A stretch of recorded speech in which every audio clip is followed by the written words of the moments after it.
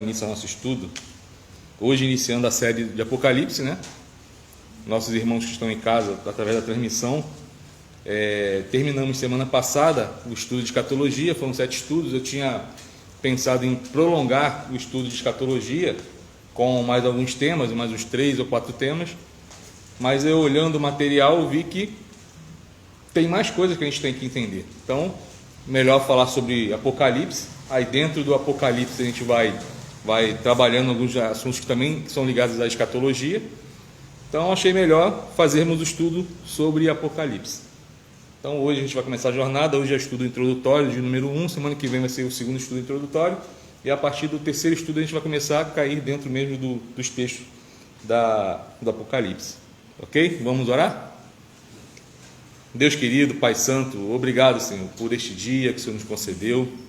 Muito obrigado, Senhor, pela salvação em Cristo Jesus, pela oportunidade de estarmos na Tua casa, para juntos podermos, ó Pai, estudar a Tua Santa Palavra. Te pedimos que em nome de Jesus o Senhor venha, Pai, a falar poderosamente aos nossos corações através desta palavra, que nós possamos, ó Pai, compreender o que o livro do Apocalipse representa para nós, que qualquer medo, temor, Pai, seja jogado por terra, que a gente possa olhar, Senhor, para esse livro, não com olhar de medo, mas com olhar de esperança, porque esse livro fala de como será a nossa morada celestial. Por isso, Senhor, eu te peço que em nome de Jesus o Senhor venha abençoar cada irmão, iluminando o coração através do Santo Espírito, e assim, Pai, que o Senhor receba diante do Senhor cada ato deste estudo. Assim eu oro, no nome de Jesus Cristo. Amém. Se a gente for parar para falar sobre Apocalipse, tá? Apocalipse, a gente vai pensar, conforme eu disse, né, na nossa conversa anterior, algo que dá medo, que vai dar medo na gente, porque muita gente não lê o livro do Apocalipse, tá? Então a gente colocou o tema como Apocalipse, uma mensagem de esperança, porque é uma mensagem de esperança. O Apocalipse não é um livro terrorista, não é um livro terrorista que nem muitas pessoas não leem porque sentem medo, mas é um livro que traz esperança. Mais à frente vamos falar sobre, talvez a partir agora do segundo estudo, do segundo estudo introdutório, nós vamos falar sobre isso, que é um livro que ele foi escrito para trazer esperança no momento de dificuldade da igreja cristã. Esse mesmo livro que traz essa esperança, trouxe essa esperança para o povo daquela época, é o mesmo que traz a esperança para nós hoje, porque não podemos esquecer que é um livro que é escatológico, é um livro que foi feito para a época, mas também é um livro que é para nós hoje. E se a gente for parar para ver cada nuance do livro, talvez a gente já esteja assim passando por algumas situações que tem no livro do Apocalipse, tá? Então não é questão de terrorismo, mas é questão de quê? De esperança, de alegria. Porque, como eu sempre digo, quando nós olhamos essas promessas, sendo cumpridas, é porque o nosso Pai está voltando para nos levar para casa. Então isso que tem que alegrar o nosso coração. Então, aí hoje é uma introdução ao estudo, aí coloquei ali um sinal de interrogação. Por quê? Conforme isso, será que é um livro que foi feito para trazer medo? Já disse agora, não. Mas muitas pessoas leem ele como um livro de medo. Então ali Apocalipse, talvez o livro menos lido em todo o Novo Testamento. É provável que a maioria dos cristãos nunca tenham lido esse livro, ou se o leram, ou fizeram apenas nos 3 primeiros capítulos, e possivelmente esse desprezo para com o Apocalipse deve ser a visão que as pessoas têm dele. Então, essa é a verdade. Tem o quê?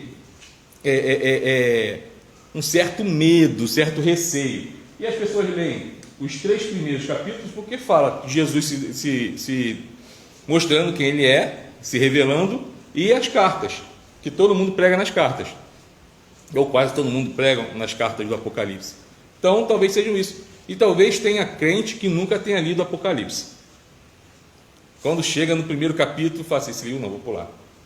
Eu coloquei no grupo, semana passada eu falei, né, que eu tinha prometido, e coloquei no grupo semana passada o áudio, através do YouTube, da última trombeta. Então, assim, é um áudio que era um LP de 1965, se não me engano, é 1960 alguma coisa, 65, né, filho? 1965, que fala sobre o arrebatamento.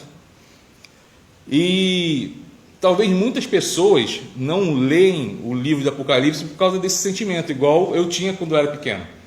Eu ouvia esse disco, meu tio colocava esse disco, esse LP da Última Trombeta, e eu ficava com medo, porque aparece lá, é como se fosse uma audionovela, e as pessoas ficam desesperadas. Ah, meu bebê estava aqui, sumiu. A outro, mas não sei quem estava, não sei aonde, e do nada sumiu, meus funcionários sumiram, cadê? E isso causa uma angústia, um desespero, né? Você vai ouvindo aquela história, mas no final o autor fala que aquilo ali é para fortalecer nossa fé, para que a gente possa o quê? A cada dia mais viver uma vida de santidade, né? E se preparar para esse momento. Então, o objetivo não é oferecer uma visão única, né, desse livro, mas procurar estudá-lo de modo coerente com ele mesmo, respeitando sua mensagem e o modo de transmitir essa mensagem. E ao estudá-lo, a gente tem que fazer o quê? Uma integração com o resto do Novo Testamento e a vida da igreja. Então, o livro de Apocalipse não é um livro que a gente tem que estudar separadamente, mas temos que fazer o quê? A ligação com todos os livros da Bíblia, da Palavra de Deus. Se você for olhar, todos os livros são interligados. Todos os livros são interligados. E você vai ver que situações que acontecem nos profetas, lá no livro dos profetas, você vai ver que estão lá nos livros históricos. Tem situações que acontecem no Antigo Testamento que é citado no Novo Testamento. Então, a Bíblia, ela não é desconexa, ela é toda interligada. Então, tudo vai convergir para o quê? Para Cristo Jesus. A palavra inteira. Então, o nosso objetivo é estudá-lo integrando ao Novo Testamento e todo o restante da Bíblia. É fazer a igreja ler, tomar gosto para ler o livro de Apocalipse, tá? Não fiquem pensando que vai fazer a leitura só aqui, vai ter que fazer em casa também, afinal de contas tem um estudo. Então, lê em casa igual lemos Jó. No livro de Jó, eu botava lá os capítulos para fazer a leitura do dever de casa. Então, a igreja tem que ler o livro, entender e amar o livro de Apocalipse como o restante dos livros da Bíblia. Não tem que ser um livro que tem que ser à parte. Eu gosto de todos os livros, mas quando chega Apocalipse eu já não. Tem que amar como ama João, como ama Salmos, como ama Gênesis, como ama todo o restante da Bíblia. Bom, então isso vai implicar o quê? Numa desmistificação desse livro, porque a gente vai começar a ter um entendimento. Como eu disse, eu não sou um expert em literatura apocalíptica. Eu não sou. Mas a gente vai tentar, através desses estudos, através da orientação do Espírito Santo, desmistificar esse livro. Tentar tirar um pouco esse medo que a Igreja do Senhor tem sobre Apocalipse. Tá bom? Esses estudos não são um comentário do livro do Apocalipse, mas é uma série de estudos. Tá bom? E por causa do tempo, que é muito corrido, então alguns pormenores foram deixados de lado. Então não é um estudo completo, mas também não é um estudo mínimo. Tá bom? Mas vamos estudar conforme Deus vai nos orientando. Aí, primeiro, temos Apocalipse, que é tido como vilão do Novo Testamento. Todo mundo lê, conforme estou dizendo até agora, estou falando até agora, todos os livros. Quando chega no último versículo de Judas, aí o pessoal para de ler. Por quê? Talvez por causa do medo, e muitas pessoas leem e não entendem, porque Apocalipse é um livro que é simbólico, ele tem muito simbolismo. Então, por que esse título do vilão do Novo Testamento? Porque é assim que a maioria de nós vai ver esse livro, como esse vilão, né? E grande parte das pessoas crê que ele fala do quê? Do fim do mundo. Então eu não vou ler. Apocalipse fala do fim do mundo, de como vai acabar o mundo, fala que tem estrelas que vão cair, prédios que vão desabar, o mar vai virar sangue, e os peixes vão morrer, e vai uma situação caótica. Então muitas pessoas creem que esse livro fala disso, apesar de muitas não terem lido, tá bom? E também o Apocalipse é tido como vilão, porque ele fala de algumas figuras que trazem medo, tipo dragão. Fala sobre o dragão que vai se levantar. Fala da besta, conforme eu disse antes, a questão da besta, as duas bestas, aí aquela que vai surgir do mar, e as pessoas acham que é igual aqueles filmes japoneses da década de 60, 70, tipo um Spectreman, da onde surge aquele monstro dentro do mar, assim, tipo um Godzilla. Então as pessoas associam a besta a esse tipo de figura, esse tipo de figura, e as pessoas acabam tendo um medo por causa disso. E a pessoa vai ficar imaginando, tipo, quando eu era pequeno e ia na praia, e achava que eu ia estar sentado na praia e da nada ia levantar. Um monstro e ia acabar com a cidade. E não ia ter Spectreman para tomar conta da cidade. Mas muitas pessoas têm essa conotação. Fala do falso profeta. Fala do famoso número 666. Que alguns anos atrás falavam que estavam escritos debaixo do chapéu do Papa, um certo Papa, e que ele era besta, e ele já morreu, e desmistificou falando que ele não era besta. Então, assim, as pessoas falam sobre esse número, e fala também, esse livro, de que tudo isso, todos esses personagens vão surgir e vão começar a perseguir a igreja. E vai começar a matar, a degolar, mas como essas figuras, tá? Não como simbolismo, mas como uma figura mesmo. Vai surgir um dragão, esse dragão vai começar a correr atrás das pessoas, cuspindo fogo, perseguindo. E por isso que as pessoas veem o livro de Apocalipse como um certo vilão. E isso gera pânico. O chip, né? Muita gente fala assim que não vai tomar vacina da Covid porque na hora que injeta tá com uma nanotecnologia, que aí você vai acabar sendo monitorado via satélite, então você não vai tomar. Então, isso, tá? São figuras que acabam gerando esse tipo de como posso dizer, de neura, né? Essas neuroses na cabeça do povo. Enquanto que o livro não fala nada disso. Na nossa caminhada, os irmãos vão olhar para o livro e vão falar assim: era isso que estava ali escrito o tempo todo? E eu li e achava que ia ser de um jeito totalmente diferente. Então, a gente vai desmistificar. Então, a gente vai deixar de chamar Apocalipse como vilão do Novo Testamento. É um livro que fala também que vai chegar um dia que vai ter uma grande guerra, Gog e Magog, e onde há um tempo atrás muitas pessoas ficavam com medo desse livro, porque Gog e Magog eles identificavam como Estados Unidos e União Soviética, tá? Isso lá nos idos de 80, 70. Então as pessoas associavam essas duas figuras como que teria guerra, e essa guerra traria o fim do mundo. Todo mundo lembra da Guerra nas Estrelas, programa de Guerra nas Estrelas, tá? Tem um filme chamado Guerra nas Estrelas, mas era um programa de corrida espacial entre Estados Unidos e União Soviética. E todo mundo achando que o mundo ia acabar com bomba atômica, porque um ia lançar no outro, e a Gog e Magog ia terminar, e as pessoas iam morrer, e Cristo ia voltar, e acabou. Só que hoje as pessoas já estão achando que não vai ser mais com bomba atômica. Mas a nova arma agora mundial é o quê? A guerra biológica. É guerra biológica. Então, a guerra biológica, você solta um vírus em uma pessoa, aquela pessoa entra no meio da multidão, daqui a pouco a humanidade toda está contaminada. A gente pode ver a questão da contaminação, a velocidade da contaminação através do coronavírus. Quem acompanhou desde o início do coronavírus, quando surgiu em janeiro do ano passado, primeiro caso lá na China, quando chegou em março já estava no Brasil. E foi assim, rápido. Então a contaminação biológica, ela é muito mais rápida do que a gente imagina. Não estou falando que esse vai ser o fim do mundo, tá, irmãos? Só estou falando a questão que as pessoas achavam que ia ser com bomba, com míssil nuclear, e hoje em dia tem uma coisa que é muito mais rápida do que chegar e jogar uma bomba. Porque é muito mais fácil falar assim: o país tal vai jogar bomba no país Y.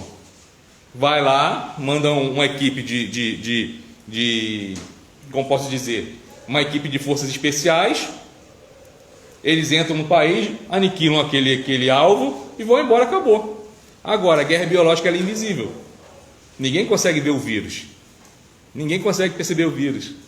Então, a guerra biológica é muito mais eficiente, tá bom? Mas não é isso que o Apocalipse está dizendo. Estou só fazendo uma comparação, porque na década de 70 e de 80, as pessoas falavam que Gog e Magog seria o quê? Estados Unidos e União Soviética, o bloco comunista, né? Que era a União Soviética. Aí vem a pergunta, tá bom, vimos que Apocalipse, apesar de ter esse título de vilão do Novo Testamento, que é onde as pessoas veem esse simbolismo e não entendem, vimos que ele não é o vilão. Então vem a pergunta, porque esse título já falando, né? Que livro é esse? Que livro é esse? Conforme nós já falamos antes, Apocalipse é um livro, a gente vai entrar mais a fundo no segundo estudo introdutório, que é a semana que vem. É um livro que foi escrito no momento de perseguição da igreja, tá? Momento de perseguição da igreja. O imperador Domiciano, a gente vai falar isso mais à frente, deixa eu ver se vai ser nesse estudo, se vai ser no próximo. Ele domina, tá? Ele está dominando o mundo. Naquela época o mundo era dominado por Roma, e a gente sabe que o mundo, quando fala mundo, não é o planeta, mas era a maioria das civilizações. E ele começa a perseguir a igreja, porque a igreja não estava adorando ele como Deus. E a gente sabe que na Ásia Menor, onde o livro foi escrito, para quem o livro foi escrito, que já vai ser a próxima pergunta ali, a igreja, os locais, existiam templos dedicados à adoração do imperador. Então o imperador é tido como Deus, era Zeus, era Atenas, era quem quiser que fosse lá de Deus lá, e o imperador estava do lado, como se fosse um deles. A igreja não quis adorar ao imperador, não quis, porque o único objeto de adoração da igreja é Cristo Jesus. Começou a perseguição, começa-se a perseguição, e João é perseguido, já idoso, e conta a história que João, antes de ir para a ilha de Patmos, ele joga um óleo fervendo em cima de João, e João não morre, e fala assim, já que esse velhinho não morre, então vamos fazer o seguinte, vamos isolar ele, vamos mandar ele para a ilha de Patmos, que era uma ilha carcerária. Manda ele para a ilha de Patmos. Quando chega na ilha de Patmos, ele tem essa visão. Jesus aparece para ele e fala, escreve. O próprio Jesus fala, escreve. E ele começa a escrever o que Jesus narra para ele, Jesus fala para ele. Essa literatura é chamada de literatura apocalíptica. A Apocalipse, ela tem a ver com esse tipo de literatura. Mas só tem Apocalipse, pastor? Não. Existem alguns livros apócrifos, tá? Livros que não estão na nossa Bíblia, que são considerados esses livros apocalípticos. Mas no nosso caso, existem alguns livros, algumas partes da Bíblia que são apocalípticas, tá? Literaturas apocalípticas. Então, Apocalipse é um gênero literário. Então a gente pode ver, Daniel, do capítulo 7 ao 12, é uma literatura apocalíptica, é quando fala de 70 semanas e tal.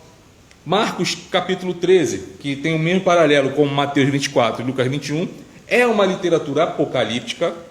E 2 Tessalonicenses capítulo 2. Então, Apocalipse, a literatura apocalíptica é um gênero, tá? Assim como na nossa literatura brasileira, o romance é um gênero literário, tá bom? Policial é um gênero literário. Um livro da Agatha Christie é um gênero de literatura diferente. Então o livro de Apocalipse é um livro que tem um gênero literário apocalíptico, por isso que surge esse nome. Então esses livros que compõem, eles procuram transmitir uma mensagem de fé no momento de dificuldade da igreja. Apocalipse é uma literatura que ela foi dada por Cristo para trazer uma mensagem de fé para a igreja no momento de dificuldade, momento da perseguição. Imaginem vocês, a igreja está pregando e começa-se a perseguição à igreja. A primeira coisa que vai acontecer, eles vão fazer o quê? Vão desanimar. vão desanimar, vão começar a não querer pregar mais e vão começar a perder a sua esperança. Lembra que na Páscoa nós pregamos lá de Lucas sobre o caminho de Emaús, sobre os discípulos do caminho de Emaús? 2 discípulos, né? Cleopas, um que é tio de Jesus e outro discípulo, eles tinham perdido a esperança, porque eles esperavam que ia acontecer algo diferente e aquele Messias que eles esperavam não era o Messias que tinha morrido. Eles esperavam outro tipo de Messias. E morre, e eles começam a conversar com Jesus durante o caminho, sem perceber que era Jesus, e começam a falar tudo. Não, a gente esperava que fosse o Messias, só que há 3 dias que ele morreu, apesar de algumas pessoas terem visto que ele ressuscitaram, que ele não estava lá, mas e agora? Vamos embora para casa. E Jesus começa a pregar para ele, falar de todo a Escritura falando sobre o Messias, né, que tinha que ressuscitar, que tinha que voltar. Mas eles tinham perdido a esperança. Para eles tinha acabado, vou voltar para casa que é melhor. Então esses 3 anos que nós ficamos com ele, foi legal. Foi bom enquanto durou, né? Que seja eterno enquanto dure. Foi legal. Mas agora, vamos embora, vamos para casa. Vida que segue. Perderam a esperança, iam voltar para sua vida normal, cotidiano. Jesus vem e realça, toca fogo no coração deles, né? Eles falam que o nosso coração não ardia enquanto ele falava, expunha as Escrituras. O livro de Apocalipse é o mesmo contexto.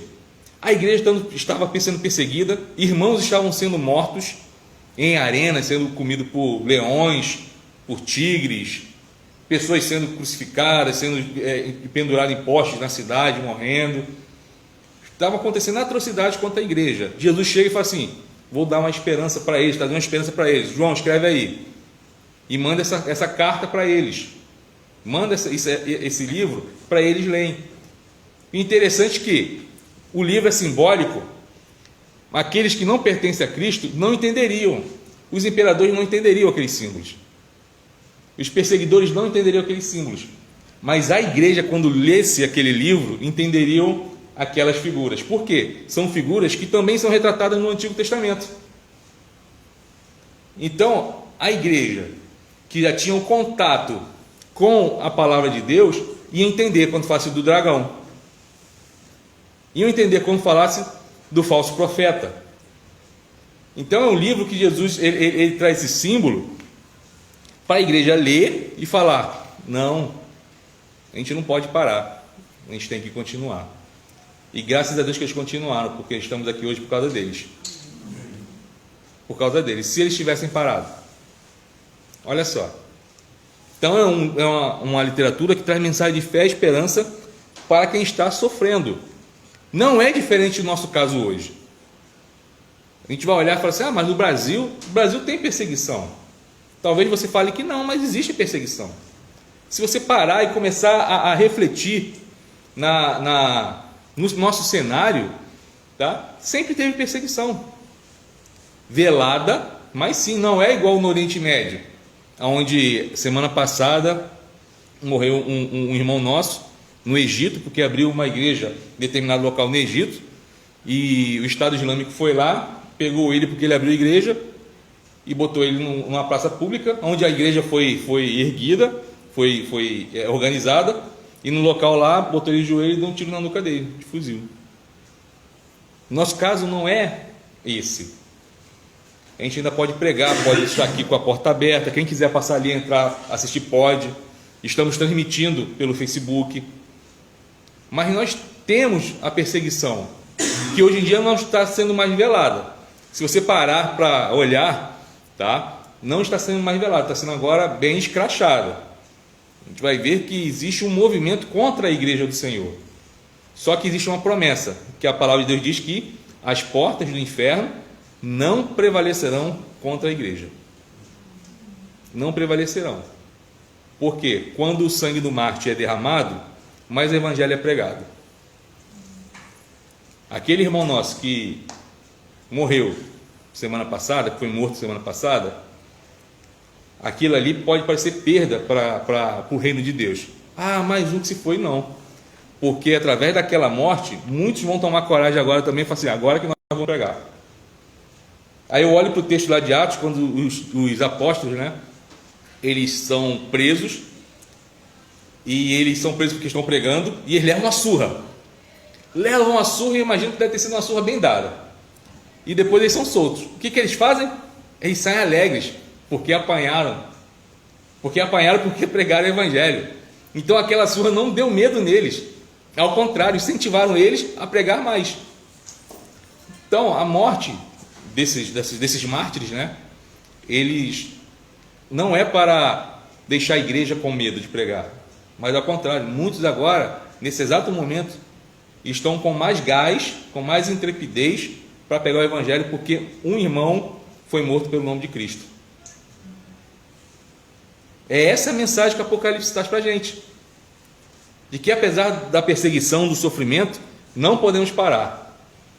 Não podemos parar, porque existe uma promessa lá no final do livro de Apocalipse, que é todos que passarem por isso tudo vão ter o seu galardão. Mas não vamos dar spoiler dos estudos mais à frente, né?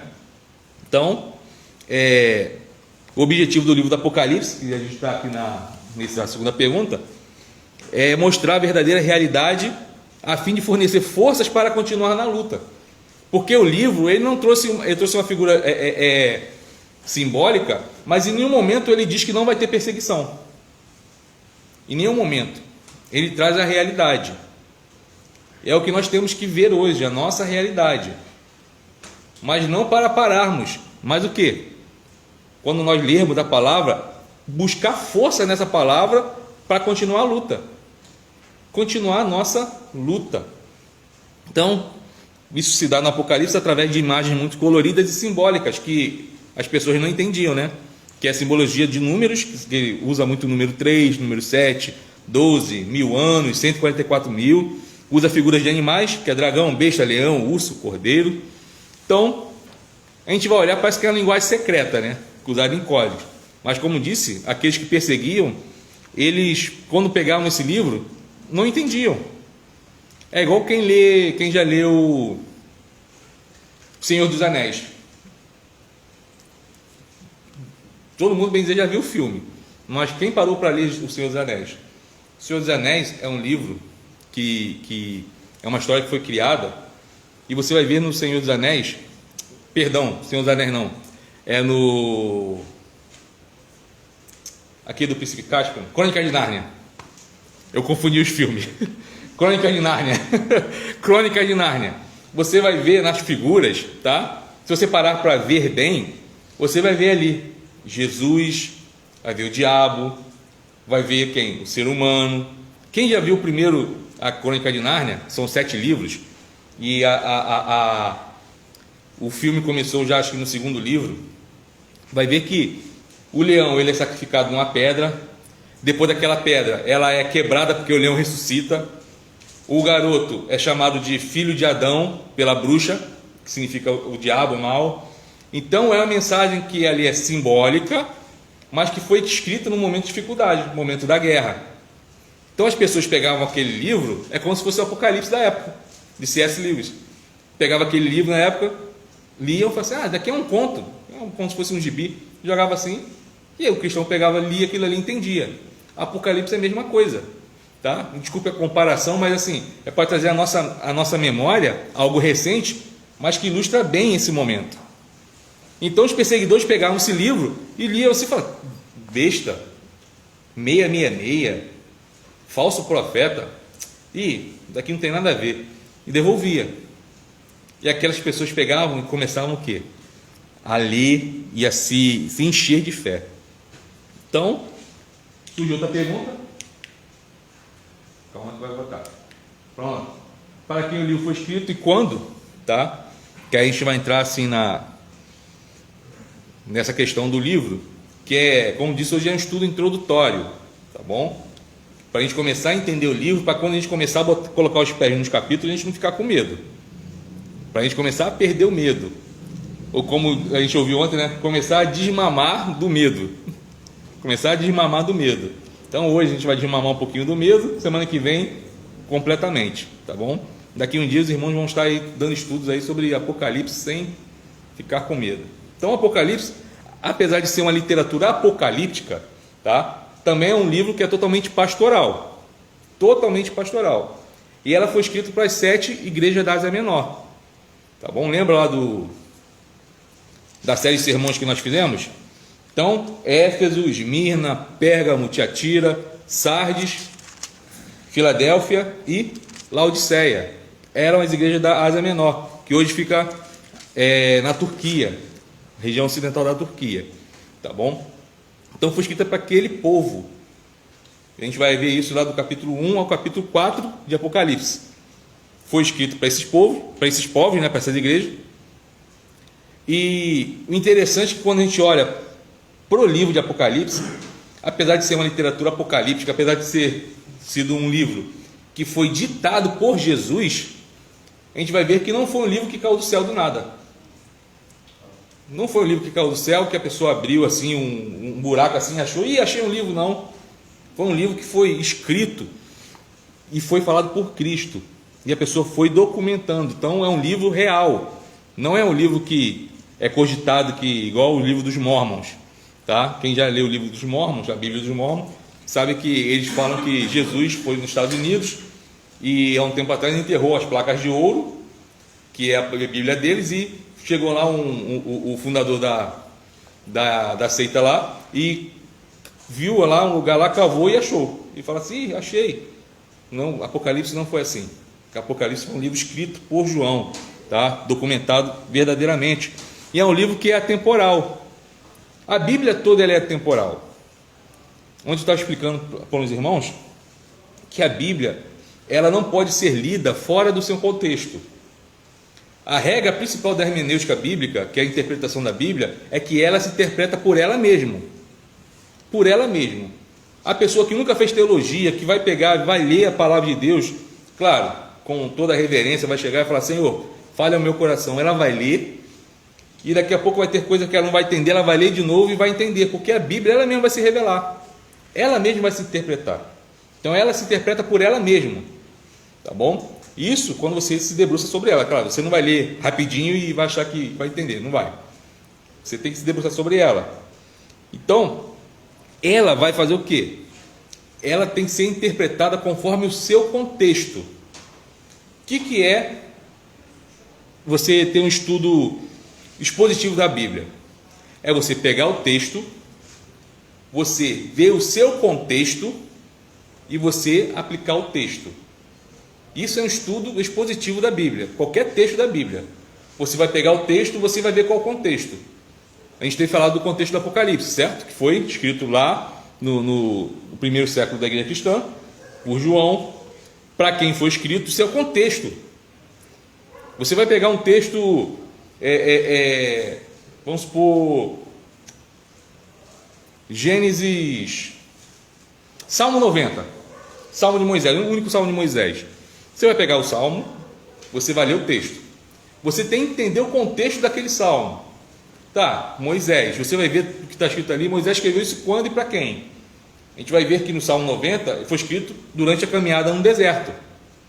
Esse é o contexto, durante a caminhada no deserto.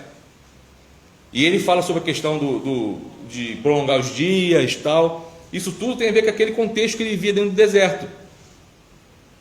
Você vai pegar esse contexto e você vai aplicar esse contexto à sua vida, ou à vida da igreja. Então você vai estudar aquilo ali e vai falar assim, vai tirar as verdades e falar assim, calma aí, pô, Moisés escreveu isso, então por que ele estava querendo mostrar que o homem, ele sem Deus não é nada?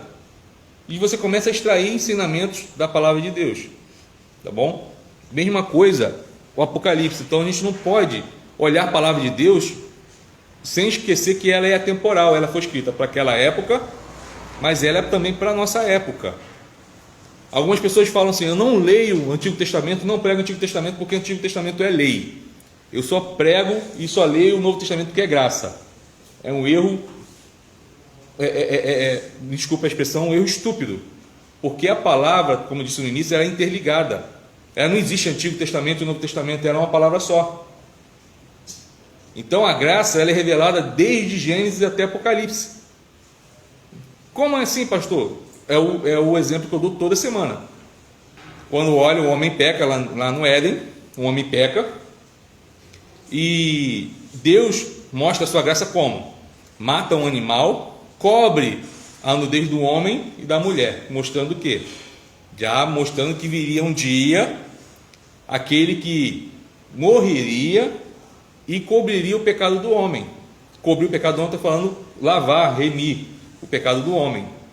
A graça já está lá em Gênesis. Se você for ler cada livro, vai ver a graça de Deus sendo revelada. Então o livro todo é graça.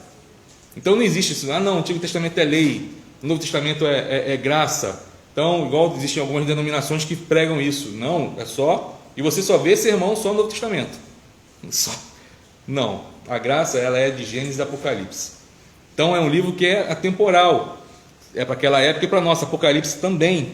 A gente vai olhar, vai ter textos no livro de Apocalipse que parece que são informativos do jornal de hoje. Parece que são informativos do jornal de hoje. Parece que João estava olhando lá para a Smart TV dele lá, estava um noticiário lá passando num desses canais aí, e ele está olhando e está escrevendo. Porque é um livro que é temporal, a palavra de Deus ela se renova. A cada dia ela vem se renovando. Você lê o texto hoje, amanhã você vai ler o mesmo texto, já é outra mensagem que Deus vai falar no seu coração, porque ela vai se renovando. Vai se renovando. Então esse livro foi escrito para essas igrejas, tá? Então ele está numa ilha, né? João está numa ilha penal, uma ilha carcerária que é Pátimos, por causa da perseguição religiosa. Então ele serviu de alertar essas igrejas sobre as perseguições que elas estavam passando e para que elas também as que iriam existir para elas, tá bom? Então algumas pessoas, tá até aqui, né? Domiciano, que reinou de 81 a 96, ele começa a exigir que a igreja venha também a cultuá-lo. Só que para alguns irmãos não tinha nada a ver. Você podia muito bem adorar a Deus e sair da igreja. Você poderia muito bem no templo adorar o imperador. Afinal de contas não vai fazer mal nenhum, né? É melhor estar de bem com os dois do que de mal com um. Então as pessoas iam sair, alguns adoravam.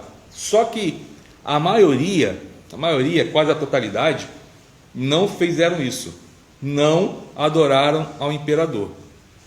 E você não adorar o imperador é como se fosse uma agressão ao imperador. A gente pode ver em Daniel, quando faz as esculturas lá, né? E não vão adorar. Aí os amigos dele falam, não vão adorar. Jogam na fornalha de fogo. Porque eles não querem adorar a imagem. E é uma afronta ao soberano da época. Domiciano, ele se sentiu ofendido com isso. E ele começa a perseguir a igreja. Não só Domiciano, mas vamos reparar que a maioria dos imperadores, todos vão fazer perseguição contra a igreja. Só vai parar em Constantino. Por que para em Constantino? Porque começa a ter a junção, né? Igreja e Estado. Constantino, muito esperto, ele viu, conforme muitas pessoas hoje em dia, que é melhor ser amigo dos cristãos, que são a maioria, do que ser inimigo deles. Hoje em dia, na política, as pessoas veem isso, né? Chega a época de política, todo mundo quer falar com o crente. Por quê? É a maioria. É a maioria. Todo mundo lembra o povo merece respeito. Antes dele ser preso, estava pregando tudo que é igreja aí. E onde ele está? Porque, querendo ou não, ele quis angariar o voto do cristão. Constantino quis fazer isso. Todo mundo fala assim, não, Constantino se converteu. Historicamente falando, Constantino não se converteu. Ele não se converteu. Ele usou dessa artimanha de juntar igreja e Estado para poder fazer o quê? Ter benefícios, porque o povo era maior. Então, trouxe o povo para o lado dele, colocou o cristianismo como uma religião oficial, acabou-se a perseguição, entre aspas. Acabou-se a perseguição entre aspas. Mas a gente não vai falar de história, não. Apesar de uma má história, mas não vamos falar mais de história, não. Mas teve essa junção igreja e Estado. Mas até a junção de igreja e Estado em Constantino, Os imperadores todos vinham e perseguiam a igreja, seja num contexto muito forte ou num contexto menos forte, mais fraco, mas perseguiam a igreja. A gente pode reparar que não perseguiu a igreja anos 70 depois de Cristo. Não foi perseguição à igreja, mas foi perseguição a quem? A Israel. Onde Vespasiano, não sei se é Vespasiano, se é Tito, o general Tito, ou foi Vespasiano, não estou lembrado agora, eles cercam Jerusalém e faz o quê? Tem aquela chacina, onde o historiador Flávio Joséfo diz que nas ruas de Jerusalém corriam rios como de sangue. O sangue corria tanto que parecia um rio passando de sangue. Então, assim, sempre vai ter essa perseguição. Então, Domiciano, ele começa a perseguir porque nossos irmãos lá da Ásia Menor, das 7 igrejas, não quiseram adorar a ele. Então, ele começa a perseguir, começa a matar, e vem esse livro, que é maravilhoso, para trazer esse fortalecimento. Fala assim, não esquenta, tá? Fique calmo, que tudo vai dar certo. Ser fiel até a morte, dar-te-ei a coroa da vida. Aí Jesus fala também o quê? Tereis tribulação de 10 dias. É um número simbólico. 10 dias significa um número inteiro. Significa que vai ter início e vai ter fim a perseguição. Então esses símbolos vêm trazendo esperança. Jesus falando, eu estou no controle, porque eu sou o início e o fim. Sou o alfa e o ômega. Significando que ele tem o controle de tudo. Então Jesus fala para João escrever e mandar esse livro para as igrejas para mostrar que ele está no controle de tudo. E Jesus nunca perde o controle de nada. Nesse dia de hoje, dia 22 de abril, Jesus está no controle de todas as coisas. E ele estará eternamente. Eternamente. Então a gente vai olhar para o livro de Apocalipse e é essa mensagem que a igreja recebe, de que Jesus está no controle, que nada passa desapercebido, que vão existir os inimigos, mas podemos reparar no livro de Apocalipse que todos eles são vencidos. Todos eles são vencidos. E o último inimigo, a morte. Olha só. Então é um livro que traz esperança para todos nós. Existe uma estrutura no livro de Apocalipse. Todo mundo sabe que os livros da Bíblia têm estruturas, tá? A gente vai ver que vamos pegar de novo o livro de Salmos. O livro de Salmos são, se não me engano, são 4 livros, são 4 compêndios dentro dos Salmos, tá? A gente vai olhar lá no Salmo, que essa Bíblia aqui não tem, na minha antiga tinha. Vai falar, livro 1, aí começa Salmo 1, aí vai até Salmo tal, aí livro 2. Então existe uma estrutura. Tirando essa estrutura, se a gente for parar para outra estrutura dos livros, dos Salmos, vamos ver que existem os livros, os cânticos de romagem, existem os salmos imprecatórios, existem os salmos, como posso dizer, de bem-aventuranças, existe as suas categorias. Quando a gente olha para o livro do Apocalipse, a gente vai reparar que não existe uma estrutura nesse livro. Não existe uma estrutura no livro. O que a gente pode tirar é que existe algumas ênfases, tá? E a ênfase maior, por que pareça, é sobre o número 7. Sobre o número 7. Então a gente vai ver que os estudiosos, né, eles chegam nessa conclusão que eles olham que existe 7 igrejas. A gente vai olhar lá do capítulo 2 ao capítulo 3. Existem 7 selos, que a gente vai ver no capítulo 6 e capítulo 8, de 1 a 6. Existem 7 trombetas, vamos ver lá no capítulo 8, 7 a 9, e o verso 21, e depois no capítulo 11, do 15 a 19. Existem 7 taças, está lá no capítulo 16. Existem 7 espíritos, está lá no capítulo 1, verso 4, e no capítulo 4, verso 5. E existem 7 bem-aventuranças, que está no capítulo 1, verso 3, no 14, verso 16, no 16, verso 15, no 19, verso 9, no 20, verso 6, e no 22, verso 7 e 14. Então não existe uma estrutura falando, primeiro são as cartas, depois são as perseguições, não existe uma estrutura, mas existe uma ênfase no número 7. Por quê? Porque o 7 é o número da perfeição. é o número da perfeição. Entendeu? Então Deus está mostrando dentro dessa estrutura, desse número, né, de que tudo é perfeito, até no meio da perseguição à perfeição. Olha só que maravilhoso. Até no meio, porque tudo que Deus faz é perfeito. Todas as perseguições que nós passamos têm permissão de Deus. Se tem permissão de Deus, podemos reparar que tem perfeição, porque Deus está no controle. Isso é algo que a gente não entende. Como, pastor? Mesmo no sofrimento existe perfeição de Deus. A gente não vai entender. Quem estudou Jó conosco sabe como é que é. Mas estou até devendo o Mário do estudo. Depois me passa o e-mail que eu mando para você, que eu esqueço. Então, mesmo no meio do sofrimento, existe a perfeição. A gente vai olhar o livro de Jó e vamos ver a perfeição de Deus. Então, tem demonstrado isso, que dentro dessa estrutura toda existe a perfeição, porque Deus está no controle. E tudo que Deus está no controle, tudo é perfeito. Tudo é perfeito. Amém? Então, hoje foi o primeiro estudo introdutório. Semana que vem a gente vai pegar a segunda parte do estudo introdutório. Hoje foi só para começar a tirar o medo, como disse no início, né? Que se fizermos uma enquete, tá, de quem já leu o livro do Apocalipse todo, mas estou falando ler mesmo. Não estou falando de ler rapidinho, só com o olho assim, com medo. Não, ler mesmo. Se a gente for fazer uma enquete, acho que talvez 60% da igreja tenha lido. Estou falando da igreja, não daqui da nossa igreja, estou falando da igreja geral, tá? Da igreja geral. 60% tenha lido o livro de Apocalipse. Porque muitas pessoas ainda têm esse medo do livro, de ler e sonhar, ter pesadelo. De ler e falar assim: ah, pastor, eu quero um gabinete. Vamos chegar no gabinete e falar assim: pastor, eu li Apocalipse e sonhei que tinha um dragão correndo atrás de mim cuspindo fogo. Que tinha uma mulher sentada em cima do dragão e que estava com a cabeça cheia de diadema e falava meu nome. Então, a partir de hoje, vamos ver que a palavra de Deus não é sobre isso. Amém? Não fala sobre isso. Fala de esperança. Esperança. É a mesma esperança que a gente prega hoje em dia. Porque Cristo está voltando. Então a gente quer conhecer seu novo lar? Hoje em dia as pessoas que querem comprar uma casa ou querem alugar, entra no site, né? Através de celular, e vai no site de uma imobiliária e vê lá, casa tal. Aí tu clica lá e tu vê todos os ambientes. Quarto, sala, cozinha, área externa, área interna, terraço.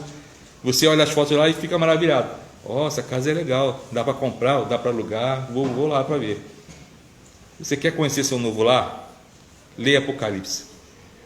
Você vai ver lá ruas de ouro, vai ver coisas maravilhosas. E isso traz esperança para o nosso coração. Então, concluindo, o objetivo desta aula foi fazer a primeira apresentação do Apocalipse. Então, espero que tenhamos podido perder um pouco o medo deste livro tão belo e entendermos alguns fatos relativos a ele que nos ajudem a compreendê-lo melhor. Uma última palavra. É significativa a posição que o Apocalipse tem no cânon bíblico, sendo o último livro, é nele que confluem todas as esperanças, lutas e vivências do povo de Deus. Nele encontramos a última chance de expressão de vida cristã, e neste livro, ou se está ao lado de Deus, ou contra ele. Então, a gente vai ver isso. Nesse livro não tem meio termo, como não tem em lugar nenhum. Ou está do lado de Deus, ou não está. Para seu autor, quem é morno corre o risco de ser vomitado pelo Senhor Jesus, conforme Apocalipse 3,16. Nesse sentido, sua leitura e estudo são desafiadores para nós. Esse desafio é importante, pois motiva-nos a crescer diante de nosso Deus e Pai na avaliação de nosso compromisso com Ele. Uma coisa que eu não tinha falado, que conforme nós formos estudar o livro de Apocalipse, é quando a gente vai olhar como que eu estou, é o nosso termômetro. Como que eu estou? Será que nem está ali escrito, será que eu estou morno? Será que eu estou frio? Será que eu estou quente? Como que eu estou? É uma autoavaliação que cada um vamos fazer, já que é um livro que fala de esperança, mas também fala do nosso relacionamento com Deus, do nosso compromisso, conforme está escrito ali. Ou estamos com Deus, ou não estamos com Deus. E quem não está com Deus está com quem? Com o inimigo. Amém? Vamos ficar de pé? Agradecer a presença da Bruna, da Rafa, do Miguelzão, né, Miguelzão? Da pequenininha que está dormindo ali, ó. O Davi não, o Davi já é de casa. A irmã Lídia também, tá? Já de casa já. Não vou apresentar como visitante não. Tá bom? Que o Senhor abençoe a vida de cada um.